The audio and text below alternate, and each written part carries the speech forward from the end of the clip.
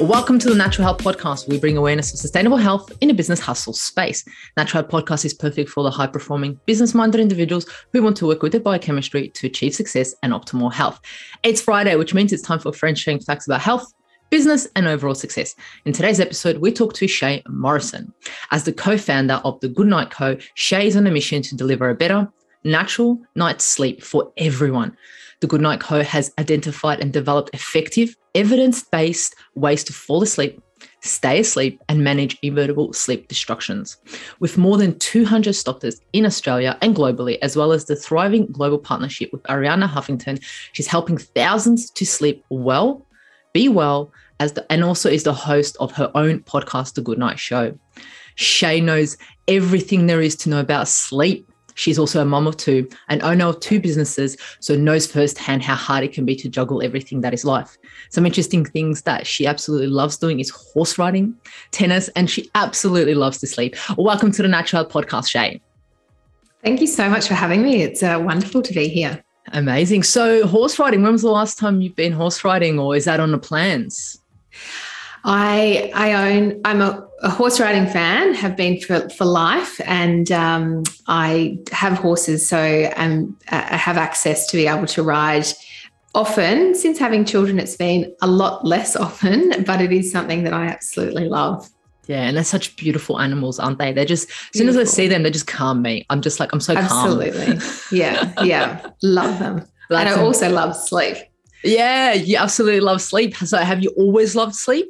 Always loved sleep. Always loved sleep. Always loved sleep. That's pretty much how the business evolved, was around, I think probably it started in uni days or late high school when, I just really knew that even if I stayed up late and needed to cram for an exam or something, that I was just not a well-functioning human the next day. And so for me, it was all about, okay, I need to wake up at whatever time it is. So I'm going to count back so that I make sure I get my 8 hours, which is generally what I need and always have. And what time do I need to go to bed? So I was that person that used to get a little bit stressed about, okay, I need to be in bed by this time. Yeah, and uni days or high school, it'll be just stressed out because you have to be there at a certain time. And I mean, you're going to uni to learn, so you want to be there. You want to get into the lecture and learn those things. Yeah, that's amazing. So what have been the key turning points to get you where you are now? I mean, sleep or, loving sleep has been one of them, but has there been anything else that has occurred to get you to where you are now and to open up the businesses that you have and to make you who you are now, Shea? Yeah, I have always been interested in business. My background is radio advertising sales. So I spent 20 years in the media industry, working for some, Nova, Southern Cross Stereo, big organisations, very fast-paced, dealing with lots of deadlines. And I guess there came a point. I also dabbled in my own businesses along the side. I'm a marriage celebrant, and I also owned a laser hair removal clinic for a number of years while I was working. So I always loved the entrepreneurial side and just knew that that's probably where I needed to be. So when I had my first child, that was the impetus to really start thinking about it, and not being able to, you don't really understand, I think, when you have your first child, the changes that are going to happen and the less time that you have in your life. So that was an easy transition to go, right, okay, well, that's the end of that chapter and this is the new chapter. And with that, I guess that the opportunity came to start looking at silk eye masks and silk pillowcases in particular, which was the start of the business. And from there, we quickly understood sleep. Interestingly, that was in 2014. And in 2015 was when sleep really started to get on the agenda of conversation. I think until then, it wasn't really being talked about a lot. Or if it was, in a business environment, it was more about how can you thrive on 3 to 4 hours sleep rather than really getting the quality sleep you needed. So the mindset was shifting and changing. And Arianna Huffington was the leader, I really feel, in that space of making that change. We partnered with her on her book tour of The Sleep Revolution. And then from there really started to get involved in sleep and how does this play a role. We would, Danielle and I, my other founder, were mums with young children. So for us, it was really important time. And we just began a huge amount of research into what that looks like naturally. So there are lots of people who are struggling with sleep disorders that have chronic illness. That's really not the role that we're playing. We're talking about the education process before you get to that stage so that you can potentially avoid the longer term serious conditions that exist. Yeah, I love that you found a niche that you love yourself, but that's also needed out there. And the interesting point that you pointed out there is that a lot of people used to find it cool or amazing on having the 3 or 4 hours sleep. And you're like, you know what? No, that is going to cause issues down the track, right? Absolutely. And I think that I think there's still a massive education piece that's required. And so many people don't understand that the ongoing particular heart disease, diabetes, Alzheimer's, like the list goes on, obesity. So there are so many diseases that exist that are linked directly to lack of sleep. And I think having that understanding, and ultimately it comes down to you as an individual. So this is an individual process that you need to work out for yourself what you need. And it comes down to your whole health. If you can understand the signs and the symptoms and what your body's telling you, then you can solve a lot of these problems on your own without even needing to go to a doctor necessarily. I'm not saying don't, but, tuning into your body and what your body needs. And that's the same for working out. People say all the time, oh, what's the optimal amount of hours sleep? That's so dependent on you as an individual. Some people can survive on 6 to 7 hours and that works for them. But the majority of us, it is 7 to 9 hours. So carving that time aside, understanding it when you go to bed and when you wake up are pretty fundamental parts. Yeah, that's absolutely amazing. So before we go in and talk about sleep in a much more in depth, I wanted to find out, what does optimal health look like for you today, and what does success look like? You've said you've always had that entrepreneur spirit inside of you, and you're your mum, and you've got businesses. So what does success and optimal health look like for you today? I'm still on a working journey to figure that one out, if I was to be really honest, but I'm getting closer to it. I think it's a process of elimination. And if I was to sit here and say, oh, it's this and this and this, then, I would be lying. But for me personally, success it has changed a lot in the last few years. I think that the world is a very different place. I think COVID has changed an enormous amount for people. And for me, it's all about feeling as calm as possible. So having as little stress in my life is really a big achievement every day. To wake up feeling really grateful and positive for what I've got around me, how I can move through my day in the calmest possible way, and then also having that grateful attitude even in the evening around, I am fit and healthy, and I'm so grateful for that. But I really take very good care to make sure that I am in that optimal state.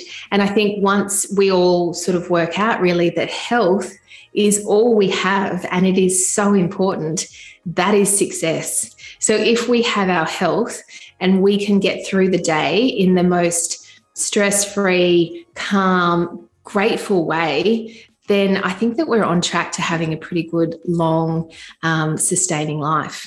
That is definitely a magical explanation of success.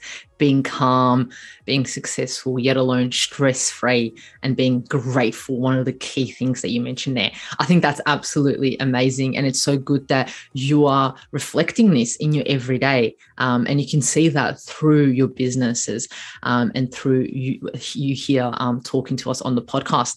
So let's talk about today's topic, right? How to fall asleep faster. I mean, just the topic itself is going to get so many people hooked in and be like, I want to sleep faster, because with 1.5 million Australian adults, 9% of the adult population is now suffering from sleep disorders, with 1 in every 3 regularly struggling with their sleep. And I know that this is evident because people come to me and are like, Mahela, I cannot sleep. I think it's a very, very important topic to talk about. And I think you would agree too. So why do you think sleep as an important pillar of health is often overlooked? I think think there's enough awareness about it. It's what I alluded to earlier. I think that people assume that sleep is something that just happens and you don't need to work at it.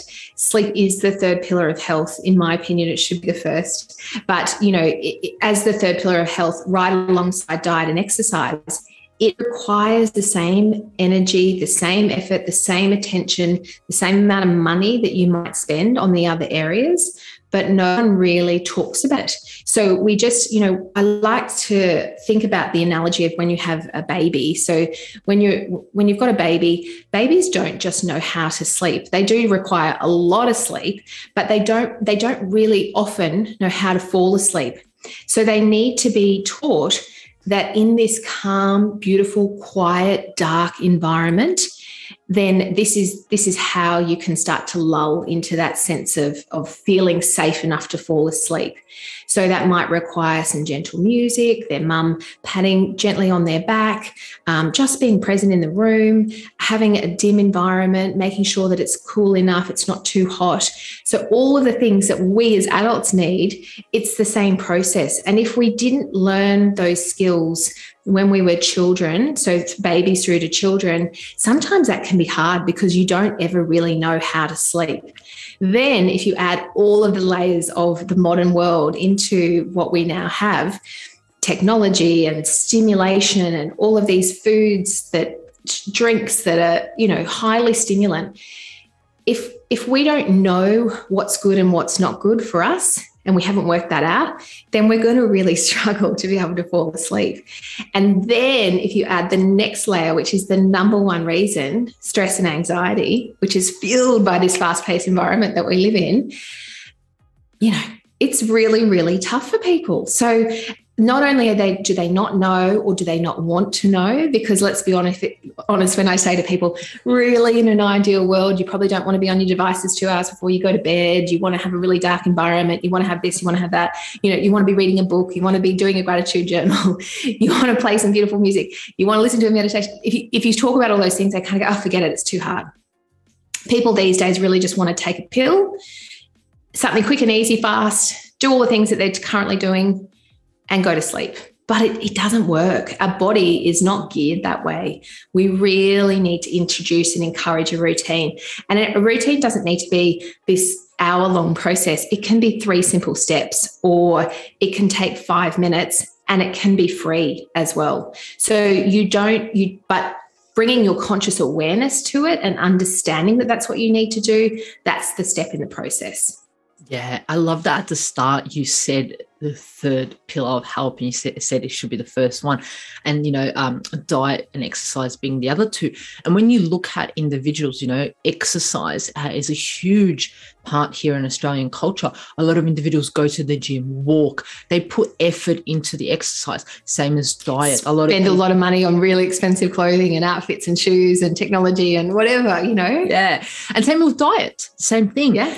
But then the sleep stuff, I think, is just coming out now. And I think it's got so much more room to play with and so many things that we can adjust. So as much effort that we're putting into exercise, as much effort that we're putting into diet, the same effort should be put into the third one, which is sleep, which is exactly what you were saying. Yeah, absolutely. And just making it a priority as equal to the other 2 areas in your life. And it's so beautiful that we have people like yourself in your company sharing this information and sharing this knowledge, so it becomes the norm. It's not something, that's a hack, you should be sleeping better. No, it should be the normal thing to do. We are designed to sleep. It hasn't fallen off. Sleep hasn't fallen off.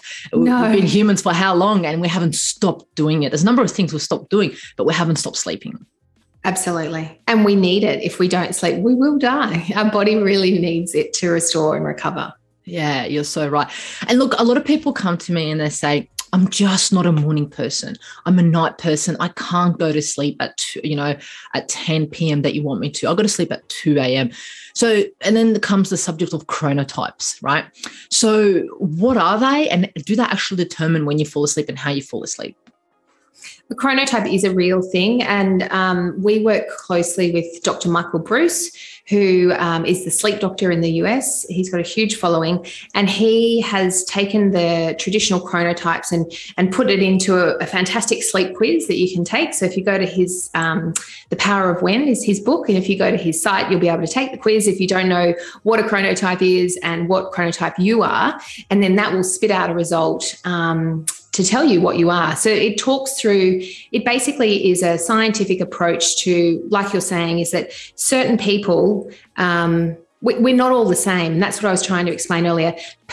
It's all personalized. And so when we start to understand a bit more about who we are and what makes us tick and how we're made up, and then once we start leaning into that more, then that's where we're going to lean into that optimal health as well. And I think if we educate even, all of the big employers around different chronotypes and the fact that not all staff are equal and people work differently, then helping to balance. And I think we're definitely moving into that space more. Then understanding that a bit more helps to work out, well, okay, if I've got a wolf type of chronotype, so we've got a bear, a wolf, a dolphin, and a lion. And if we've got a wolf chronotype, then they're probably more artistic and creative. They like to wake up later and stay up later when we're finishing our day. And so therefore their hours might reflect differently. And by allowing them to start at 10 o'clock or 12 o'clock, you're going to get far more out of them and what they can produce for you than if you were to treat everybody like a bear. So a bear is generally a huge amount of the population that just, sleeps and wakes at similar times, goes about their day to day. But if we can start to understand a little bit more about what helps each person tick, and then we create environments for them, then it will really have a huge increase in productivity and creativity. Yeah, that is absolutely amazing. And we all know that's in history there's been a number of events that have occurred due to not sleeping, due to fatigue. Mistakes have been made that are dramatic in businesses, that have cost businesses millions of dollars, they've cost lives, they've cost so many things. So if we improved sleep, we could have saved all of these probably lives and money on some businesses, right? Because we all know that our brain just goes downhill when we don't get the sleep. There's even I remember reading a study with police officers who didn't sleep well gave more fines away because they were more irritable and things like that. And I know myself, if I don't sleep well, I'm irritable, right? We all know it within ourselves. So what are some signs of disordered sleep? I mean, I mentioned one of them being irritable, making faults at work. Behavior. What would be some other ones? Mood and behavior definitely play a big role in that, because if you just think about yourself, if you are not well slept, not well rested, not feeling great about yourself, you are more irritable, you're more grumpy, and you're more inclined to snap at somebody. So mood and behavior. And then the trouble with this is that if we keep repeating this behavior again and again and again over a period of time because we're not sleeping, that can get worse. And then that can develop into longer term behavioral patterns. But there are other things, daytime fatigue is probably the biggest. You sort of mentioned that as well. There is a stat that 20% of Australians have fallen asleep while driving. And I think that it's then 5% have had a car accident from that stat onwards. So that's huge. And that's just the study of people admitting that that's happened. I'm sure that it's probably a bit more inflated than that. So, this is happening, falling asleep and staying asleep. That's a pretty good sign that you might also be struggling. So if you're really struggling to fall asleep, which is, our overall theme here today, and it's taking, longer than 20 to 30 minutes every night, then that's a really big alarm bell that there's probably a bigger problem going on. And then if you're not able to stay asleep during the night, if you're waking up frequently and you're not getting that deep sleep, well, then that's probably another key sign. Yeah, I love that you mentioned the sleep maintenance and onset, falling asleep and also staying asleep, because a lot of issues, people are like, I can fall asleep, no issues, but the issue is staying asleep. Yeah. And we break it into 3 categories for us in the business, is that generally people will fall into one of these categories, or 2 or maybe 3, but it's having trouble falling asleep, not waking up regularly during the night, and then waking up in the morning and not feeling well rested. So you can generally relate to one of those key areas, and then they can relate to different things that are going on with you. So you can then start to really hone down and pinpoint, okay, well, if it's stress and anxiety, there's a really big health issue going on in my life, I'm eating too close to bed, my diet, my nutrition is not aligned, drugs, alcohol, caffeine. So all of the things that might play a role in that as well. Why you've mentioned caffeine, let's dig a little bit deeper on this one, right? Because a lot of people, I mean, it's normal, especially here living in Melbourne, and I'm pretty sure in Queensland too, going for a coffee, having a coffee in the morning, even the first thing in the morning, people are like, haven't even opened their eyes, the coffee machine's going to get them to function. What is the role of caffeine in sleep? So it's interesting. I don't talk a lot about caffeine because I don't drink caffeine. So it's one of those things that I don't relate to, but I observe it a lot.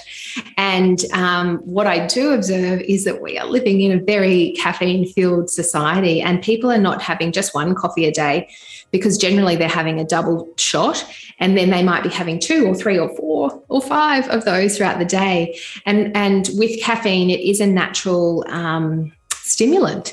So it is designed to stimulate the brain and the function. And what it's doing in the process is it's blocking a receptor in our brain, which is our sleepiness receptor.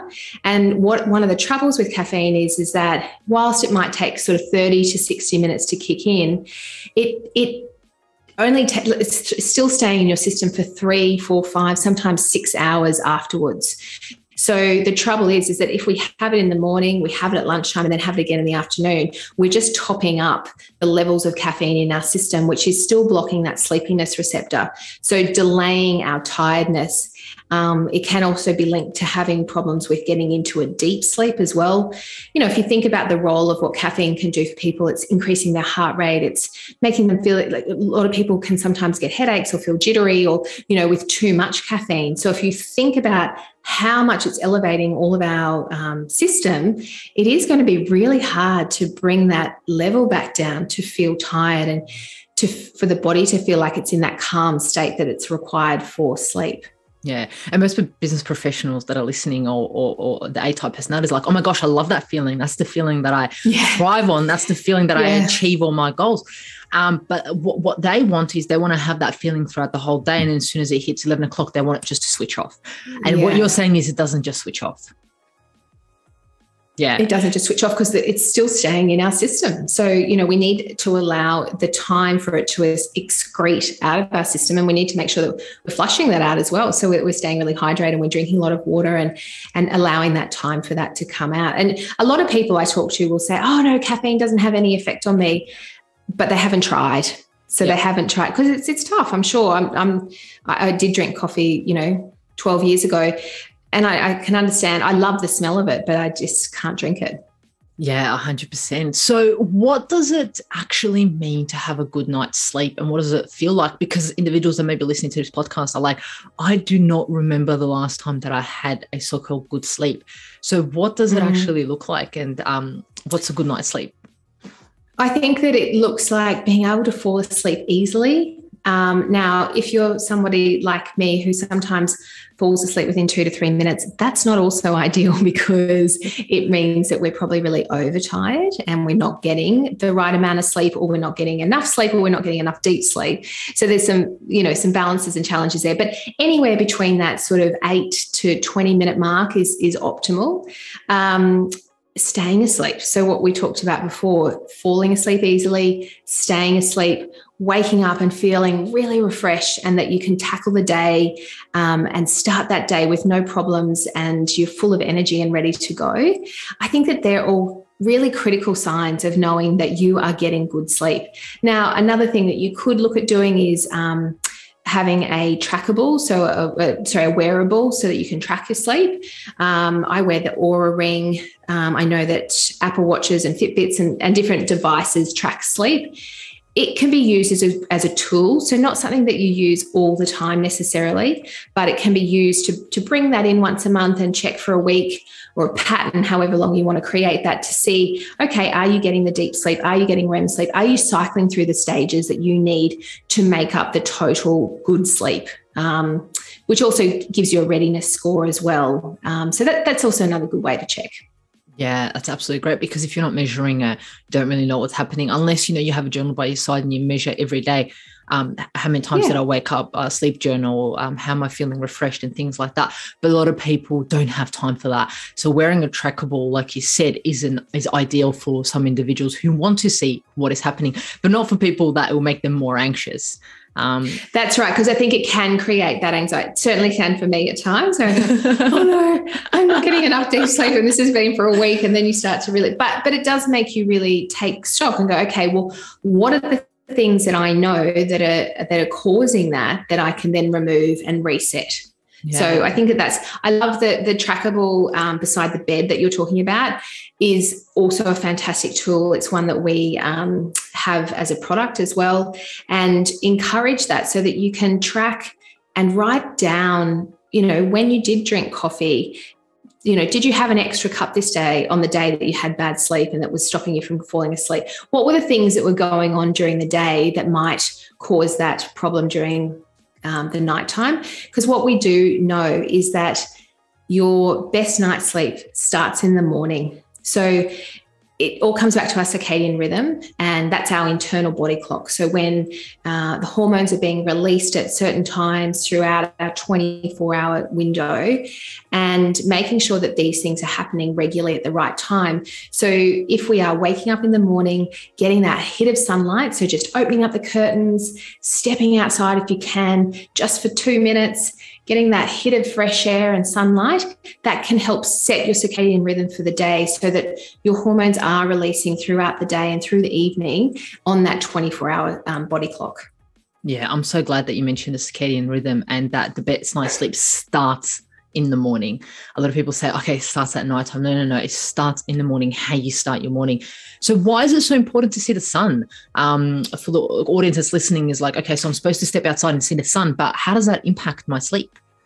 So sunlight hits your eyes, and it's going to let the body clock know it's morning, it's time to get moving. We're getting the body going, and then that allows it to then determine all of the processes that are going to happen throughout that day. So, naturally there are certain bodily functions that will happen throughout the day, but also in the afternoon, we have that natural energy slump, around the 2 to 3, 4 o'clock mark.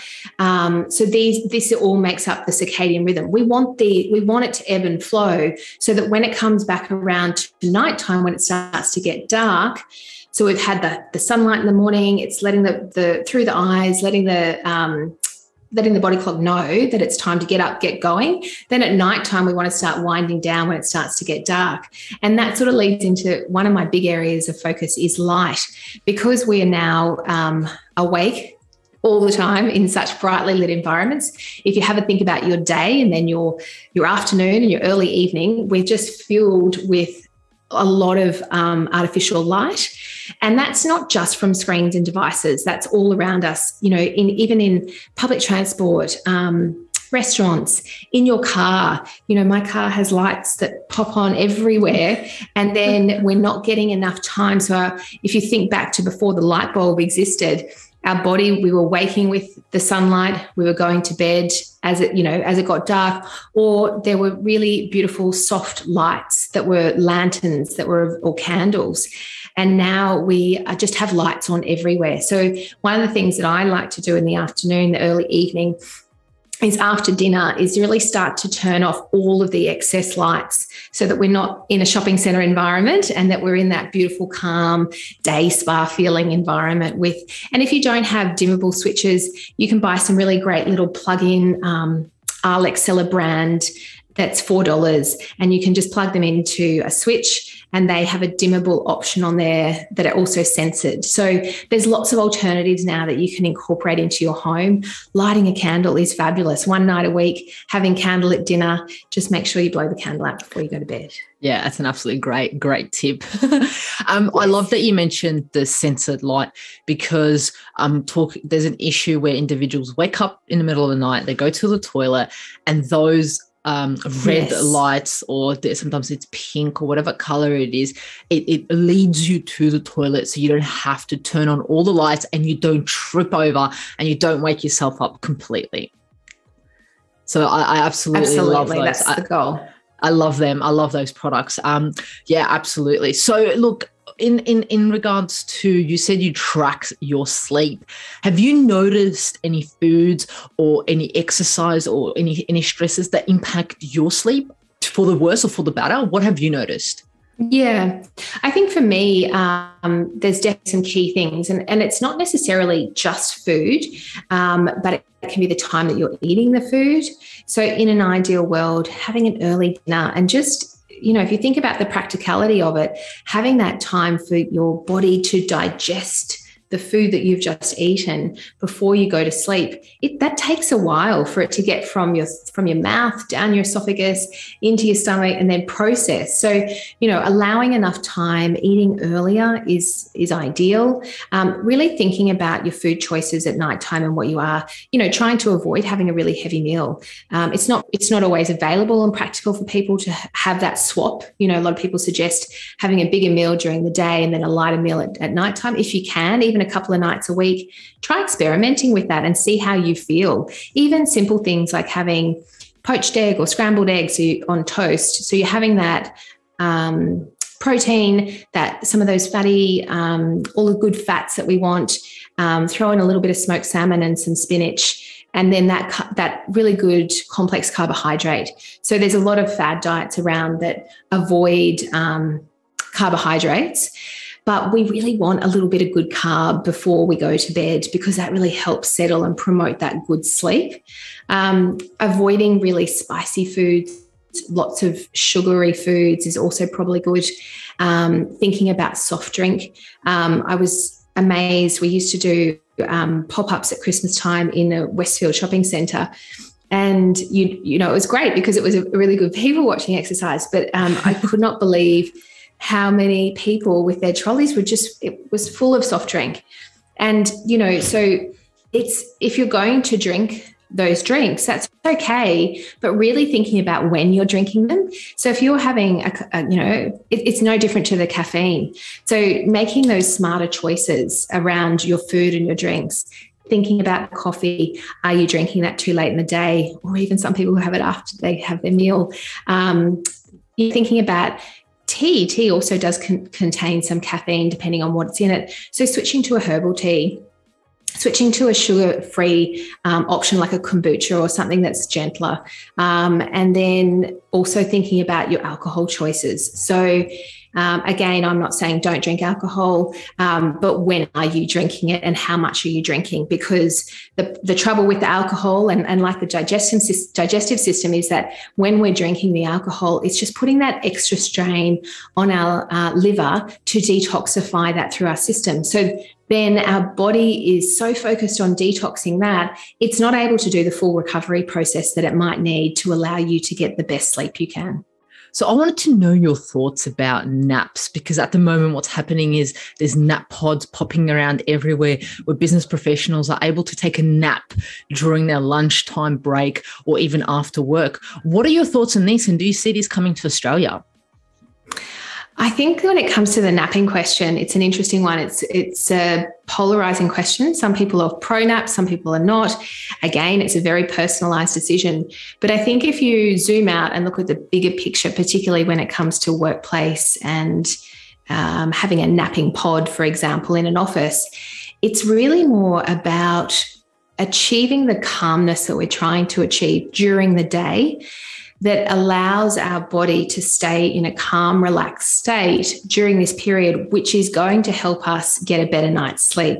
And it's going to have a huge amount of positive health implications for us if we can keep that really nice, calm nervous system throughout the day. And taking the time to go to a napping pod, if you don't nap necessarily, but you take just that 5 to 10 minutes to close your eyes, take a few deep breaths, move your nervous system from the sympathetic into the parasympathetic, which is where we want it to be, then you're ticking some pretty big goals. And I think that if we can really start to move into this environment, there was a trend report that I was reading this morning, and they're looking at how they immobilize more offices into forests and parklands and different areas like that. So I think that we're definitely moving into that environment of the connection to nature, how that can enable us to take the time out. And a napping pod, even if it might not be in the middle of a forest or a park, it allows us to take some time to sit, take some breaths, and find that stillness that we need. Yeah, and you said it right, moving from that sympathetic nervous system, which most business professionals, A-type personalities are most of the time, to the parasympathetic. And that doesn't mean you're not going to be productive. If anything, it may even increase your productivity and your creativity, because that 10 minutes or 15 minutes taking time out, closing your eyes, you might get this business idea or this message that was come to you that just got to, improve your business. The other thing that you've mentioned at the start throughout the episode is you've spoken about what the bedroom kind of should be like. You mentioned quiet, dark room, right? You even mentioned how you would make sure your kid's sleeping in the room. So what does the ideal bedroom look like? What does an ideal bedroom for sleeping look like, or for optimal sleep? An ideal bedroom for optimal sleep versus an ideal bedroom, the way that we might picture it is probably quite different, because it doesn't contain the bells and whistles. So in an ideal room, we have a bed, 2 bedside tables, and that's pretty much it. So the less clutter that we have in there, the better. The less opportunity to create dust and for dust to manifest. Having a dark room is important. Having a cool room, so that optimum temperature is about 19 degrees, which probably is a bit cooler than what a lot of people would think. But that's an important signal to the body that allows you to drop into the sleep state that you need. And then really making sure that it's clean. So, I think a lot of the troubles that people have is that if we're not regularly spring cleaning, and that's at every season change, then there's an opportunity to allow a lot of dust build up, which can then cause havoc with our sinuses. And even though we might not know that our sinuses are blocked, like true sinusitis, that can be a really big problem for us when we're trying to sleep if we've got a blocked nasal passage. So anyone suffering from allergies, things like that. So having that clean environment with as little in there as possible, dark and a cool temperature is ideal. Yeah, it sounds boring, doesn't it? It does. It sounds terrible. People go, well, I'm not doing that. But if you are going to do it, if you are going to add a lot of clutter into your room, make sure that you're cleaning it regularly. That's all I can say. Get under your bed and clean. You'll be so surprised at how much dust builds up, particularly if you're living in a highly built up area and you've got windows open and things like that. So it is pretty critical. Yeah, 100%. And I mean, we could stay here and talk all day about sheets, mattresses, pillows, lights. It could be a whole episode in itself, Absolutely. even 2 hours in itself, where we can dig deep into what each one of these. But I think you gave us a basic, a simple that we can implement right now on what our room should be like. So tell us a little bit about your company and how it helps people sleep better and how they're able to find it.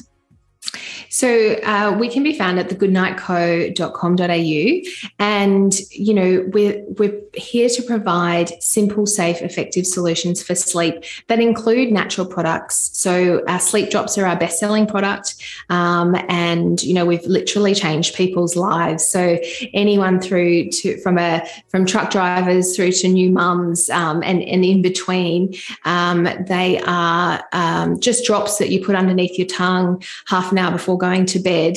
If you need them, if you are waking up during the night, you can also use them throughout the night. There are no contraindications with any other medication that you might be taking.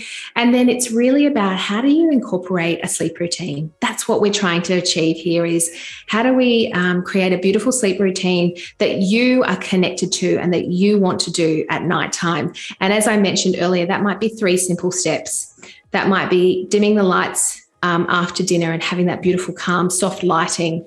It might be having a warm shower so that you can allow that body temperature to drop from the warm shower into that cooler environment. And then it might be listening to a meditation, writing down something that you're grateful for, using some essential oils, any number of things that can be done, but it's finding what resonates with you and what you want to do and incorporating that and sticking to it. So the trick here is that people say, oh, I did that for, I don't know, a couple of nights, or I did it for a week and it didn't work. Well, it's not going to work. It's something that needs to be a routine, and that's like every routine, you stick to it and you do it regularly. Yeah, I love that you gave us some practical tips, 3 in particular, practical tips for us to incorporate to sleep faster and better, turning off that light, the shower, and also some meditation or journaling. It's so simple, but then the key that overturns it all is the durability, this consistency and sticking to it. And then you also gave the option of your product, which is one of the sleep spray. Is it spray or drop? These are the drops. So they're just little drops that you can take under your tongue. Amazing. Beautiful. And I'm going to put down the link to your website and all the information that you've shared with us underneath in the show notes. I think what you're doing is absolutely magical. And I think you're going to improve so many people's lives here in Australia and worldwide to actually sleep better. And then once the individual sleeps better, they'll be like, where has this been my whole life? Absolutely. That is the goal. We would love the world to fall back in love with sleep, to understand the importance and to get a great night's sleep the majority of the time. Yeah, 100%. Look, to finish off, I ask all my guests, Shea, what is your best kept natural health hack? It may be something you do every morning, every day, once in a while, but what's a little health hack that you're going to share with us that you do most of the time? I think for me, it's something that I love, which is, I guess, lots of people do it, but coconut pulling in the morning. So for me, I feel that that's my husband hates it because I can't talk for 5 to 10 minutes. He likes to ask me lots of questions, but it is the one thing that I think really helps me to transition into my day. And I love it. Yeah, that's beautiful. And it's absolutely amazing. And I've actually done a podcast episode and interviewed a number of dentists that have recommended it. So there's so many health benefits about it. But Shea, thank you so much for sharing this valuable information about sleep and spreading the message about sleep. Is there anything else that you want to share with us before we close off today? No, I'm so grateful for being here. Thank you so much for having me. It's been wonderful to share this message. Thank you so much. And remember, the missing link between failure and success is your health.